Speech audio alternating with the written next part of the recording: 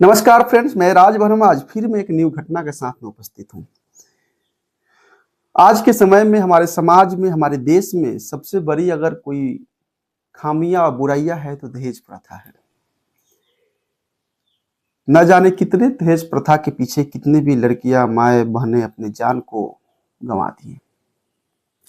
कितने आज भी है जो समाज में इस दहेज प्रथा के पीछे अपनी जिंदगी को बदतर बना चुके हैं।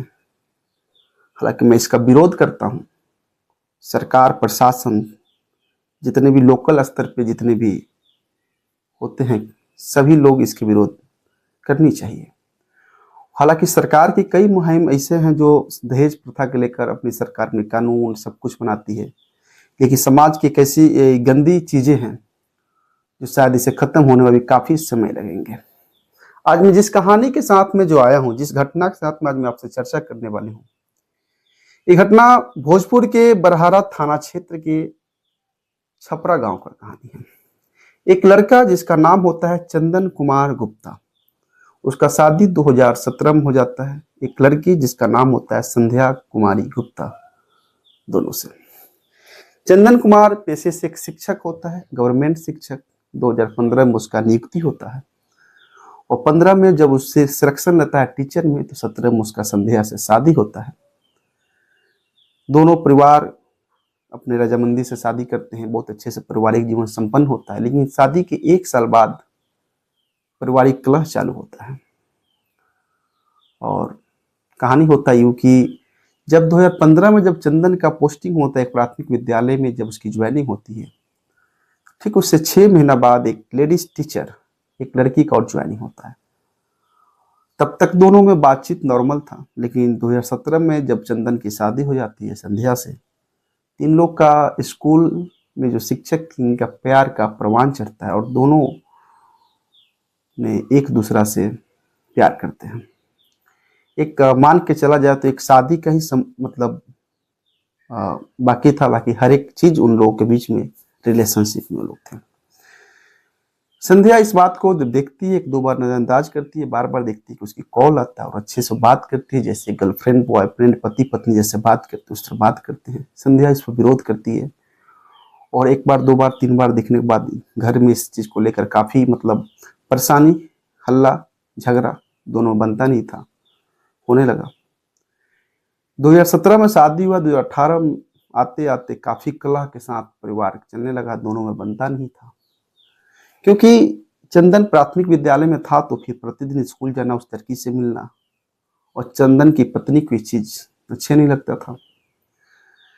बार बार चंदन की पत्नी बोलती थी कि तुमने इससे शादी क्यों किया जब उसी के साथ तुमको रहना था। तो लेकिन यही हल्ला, यही झगड़ा में चंदन उससे बार बार डिमांड करने लगा, ठीक है मैं इसको छोड़ दूंगा, हमारे कुछ जरूरतें हैं, इसको पूरा करो, हम ये चाहिए अपने भाई से मांगो, अपने मायके वाले से मांगो।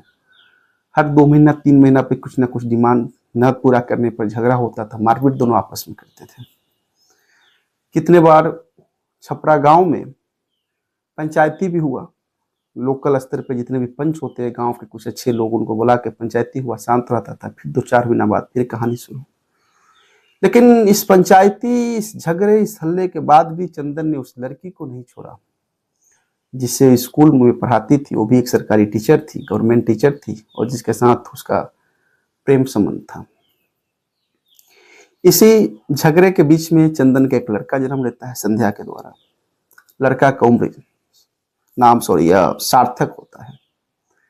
तीनों अच्छे से संपन्न होने लगते हैं। लेकिन इसी मंथ की बात है, 5 तारीख की दोपहर में फिर से चंदन और उसकी पत्नी संध्या से इस विषय में झगड़ा शुरू हो जाता है। और झगड़ा इस कदर शुरू होता है कि दोनों में झगड़ा आगे बढ़ जाते हैं और चंदन अपने बेड पर एक तकिया से लेकर और संध्या का मुंह को दाब देता है। कुछ समय तक दाबने के बाद संध्या डेथ कर जाती है। और ये सारी कहानी उसका बेटा सार्थक इस चीज को देख रहा था। सार्थक को भी लग रहा था कि सार्थक की उम्र मात्र भी 7 साल है, तो उसे भी लग रहा था कि हमेशा झगड़ा होता है पापा मम्मी में, फिर झगड़ा होने के बाद सब कुछ नॉर्मल हो जाता है। लेकिन इस बार कुछ और था। चंदन ने इस कदर उसके तकिया से उसके मुंह को दाबता है कि उसकी पत्नी जो संध्या होती है वो डेट कर जाती है। उसके बाद चंदन उसको एक चादर से उसको उठा देता है और सार्थक को बोलता है चलो घूमने, तुम्हारी माँ सोई हुई है। बोलता है कि चलो मेरे साथ, एक आधार कार्ड तुम्हारा बनवा देते हैं। उसको लेकर सार्थक को चंदन अपने बहन के यहाँ जाता है और वहीं पर रख देता है और फिर पुनः वह घर आता है लौटकर। आने के बाद कुछ अपने करीबियों को, कुछ दोस्तों को बताता है कि इस तरह की बात हुआ है। घर से दूर 7 किलोमीटर एक गंगा घाट मिलता है जहाँ इसका गांव था छपरा। गंगा घाट पे दोनों सभी 5-6 आदमी मिलकर संध्या के बॉडी को लेके जाते हैं वहाँ पे। और ले जाने के बाद फिर एक अपने फ्रेंड को बोलता है कि जाओ सार्थक मेरी बहन के डेरा घर पे है, वहां से उसको लेकर आओ। लेके आने के बाद मम्मी को दिखाता है तो उसकी माँ, सार्थक देखता है कि उसकी माँ लकड़ी के ऊपर साज के, जिस तरह अंतिम संस्कार होता है हिंदू धर्म में है, और चंदन उसको आग लगाया। चंदन अपने बेटा सार्थक से बोलता है कि तुम्हारी माँ तुम्हारे अच्छे भविष्य के लिए तपस्या कर रही है, चिंता नहीं करो। और फिर अंतिम संस्कार होते हैं और सभी लोग अपने घर पे आते हैं। लेकिन ये घटना 5 जून की दोपहर में शुरू होती है, रात के 7-8 बजे तक ये कहानी समाप्त हो जाती है, अंतिम संस्कार हो जाते हैं। इस बीच में कुछ गांव के लोग, कुछ संबंधी, कुछ अपने लोग उसको मदद करते हैं। कानो कान ये कहानी पुलिस प्रशासन के पास नहीं जाती है।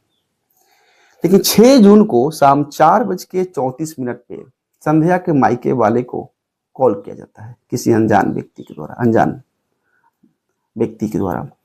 बोला जाता है कि आपकी जो बेटी संध्या है, जिसका शादी छपरा गांव में किए हैं, कल उसको गला दबाकर मार दिया गया और उसकी अंतिम संस्कार गंगा घाट पर कर दिया गया।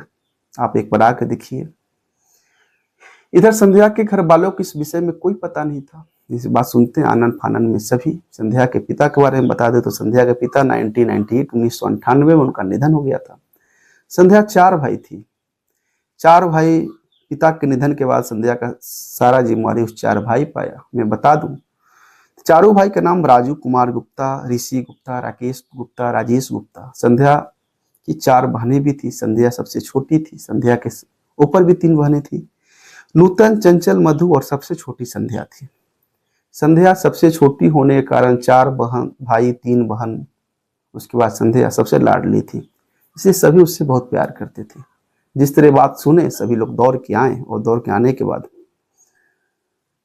देखते हैं तो घर पे कोई था नहीं। लेकिन यहाँ पे सार्थक अपने दादी के साथ घर पे था। जैसे ही लोगों को देखती है दादी, संध्या के मायके वाले को, दादी उसको छत पर ले आके सीढ़ी रूम में बंद कर देती है।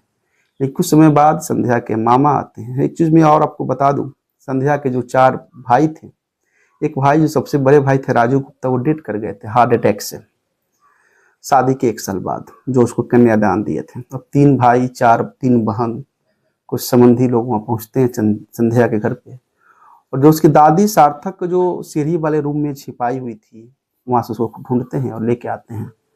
और फिर वहां पे जाते हैं, कहाँ पे, गंगा घाट पे, जो 7 किलोमीटर दूर होता है। और वहां जाने के बाद सभी को एक एक करके सारी बात सार्थक बताता है कि पापा ने ये लकड़ी जो फेंका हुआ है, वहां पर लकड़ी से उनका अंतिम संस्कार किया, मम्मी को इस पर सुलाए थे, वो तकिया बिगा हुआ है, मम्मी का साड़ी बिगा हुआ है। तमाम ऐसी घटनाएं, साक्ष्य जो संध्या से जुड़े हुए थे वहां पे उस घाट पे बताते हैं। संध्या के सार्थक का तीनों मामा मौसी सब जाते हैं वहाँ पे, जो नज़दीकी एसडीपीओ होते हैं उनके पास में, रंजीत कुमार के पास में, और एक एफआईआर नोट कराते हैं। एफआईआर नोट होता है संध्या के पति के नाम पे, संध्या के सास के, और समेत 5 और लोगों के ऊपर। 7 आदमी पर एफआईआर होता है। सभी लोग भाग गए, घर पे कोई है नहीं, छापामारी पुलिस अलग अलग ठिकानों पर कर रही है। यही है, आगे कोई अपडेट होगा मैं आपको जरूर बताऊंगा। लेकिन कहने का मतलब यह है कि ये समाज कब तक दहेज प्रथा के लिए हमारे बेटी, बहन, बहू सभी को अपनी जान देना पड़ेगा। न जाने कितने वर्षों से इस चीज को आ रहा है। मैं ये मानता हूं कि अगर समाज में जो व्यक्ति अगर दहेज के लिए अगर अपनी पत्नी से झगड़ा करते हैं, जिस तरीके से झगड़ा करते हैं, तो उनको समाज में सबसे भिखमंगे रूप में आना चाहिए। भिखमंगा इंसान होते हैं, माफ कीजिएगा ऐसे शब्द के लिए, लेकिन उनका समाज में कोई जगह नहीं होता है। असामाजिक तत्वों में उनको गिनती करना चाहिए। और ये कहानी संध्या का था, जो अपने संध्या भी अपना जीवन समाप्त कर ली एक दहेज के चलते, पारिवारिक कलह के चलते, और उस शिक्षक के चलते जिसके साथ अवैध संबंध था चंदन का।